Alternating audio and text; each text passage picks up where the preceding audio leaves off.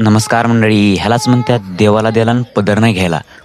तर मंडळी, विषय कसा झालाय, जे शासकीय रुग्णालयातले मोफत उपचार आहे तो आता बंद झालेला आहे. राज्यातील शासकीय रुग्णालय पुन्हा उपचारासाठी शुल्क आकारचा निर्णय करणार. 5 रुपयापासून ते 40,000 रुपयापर्यंत खर्च येणार आहे. आणि हे आहे म्हणा आपलं सरकार. अहो, हे आपलं सरकार नाही, सरकार आहे स्वतःच्या हिताचं. हो, ह्याच्या आधी बी बघा तुम्ही सरकारी दवाखान्यांची अवस्था काय आहे. ही अवस्था बघितल्यास म्हणजे प्रत्येक तालुक्याला आमची बी अवस्था आहे. आम्ही बी बकळबाऱ्या गेलो सरकारी दवाखान्यात. साक्षात लोक तिथंच ते व्हेंटिलेटरवर म्हणजे बेडच्या बाजूला थुकतात लोक.